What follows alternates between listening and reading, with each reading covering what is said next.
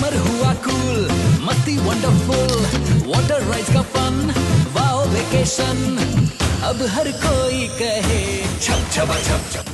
સુરતના ડુમ્મસ વિસ્તારની કુલ 2.17 લાખ ચોરસ મીટર જમીનને લઈને વિવાદ સામે આવ્યો છે। આ જમીનમાં તાત્કાલિક કલેક્ટર રાજેન્દ્ર કુમારના વર્ષ 2015ના હુકમ વિરુદ્ધ જઈ ખોટી રીતે ગણોતિયાના નામ દાખલ કરવા મોટો ભ્રષ્ટાચાર થયો હોવાના આક્ષેપ થયા છે। કોંગ્રેસી નેતા તુષાર ચૌધરી સહિતનાએ કલેક્ટર સામે પગલાં ભરવા માંગ કરી છે।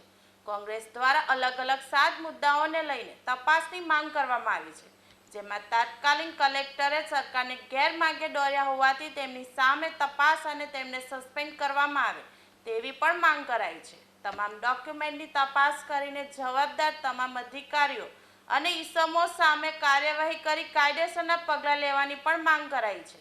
વર્ષ 2024 ફેબ્રુઆરી સુધી ફરજ બજાવનાર તાત્કાલિક કલેક્ટર સામે the Gujarat land grabbing act 2020 મુજબ કાર્યવાહી કરવા આદેશ આપવામાં આવે તેવી વધુમાં માંગ કરવામાં આવી છે।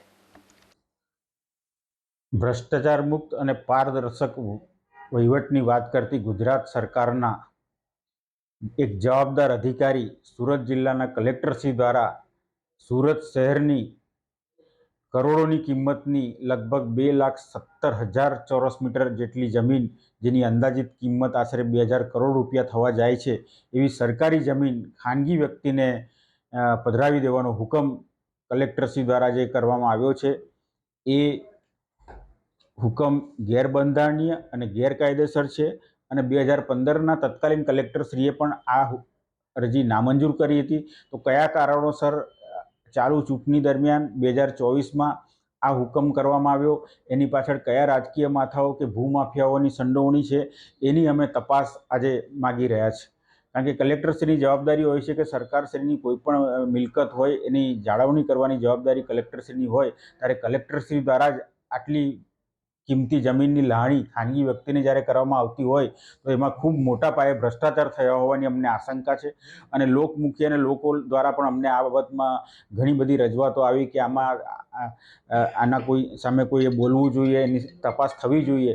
એના ભાગરૂપે આજે અમે એક ફરિયાદ રૂપે માનનીય મુખ્યમંત્રીશ્રી, ગુજરાત તકેદારી આયોગશ્રી, મહેસૂલ વિભાગના સચિવશ્રી અને સામાન્ય વહીવટ વિભાગને પણ અમે આ તપાસ અમારી ફરિયાદ કરી રહ્યા છે અને તપાસની માગણી કરી રહ્યા છે। અને કલેક્ટરશ્રી જેણે મેં હુકમ કર્યો છે એની સામે તાત્કાલિક કડક પગલાં લેવામાં આવે અને જે પણ કંઈ કાર્યવાહી થાય અને જે પણ લોકોની સંડોવણી હોય એ પણ પ્રજા સમક્ષ આવે એવી અમારા તરફથી આજે માગણી છે। નામ કઈ રીતે ચડ્યું, કઈ પ્રક્રિયાથી કામ થયું?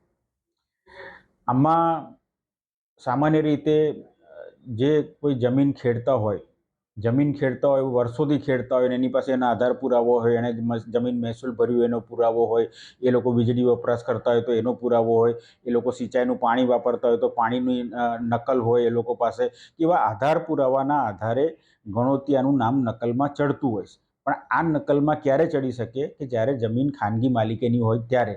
આ કેસમાં તો સરકારી જમીનમાં ગણોતિયાનું નામ ને એવા કોઈ પ્રકરણમાં કોઈ જગ્યાએ ગણોતિયાનો કોઈ ઉલ્લેખ જ નથી, કોઈ રેકોર્ડ પર કોઈ જગ્યાએ ગણોતિયાનું નામ જ બોલતું નથી ને સીધું એનું નામ ચડાવવાનો હુકમ આજે, કારણ કે 48-49થી આ જમીન શ્રી સરકાર બોલે છે, તો 2024માં એવું તો શું થઈ ગયું કે જમીનમાં ગણોતિયાનું નામ દાખલ કરવું પડે?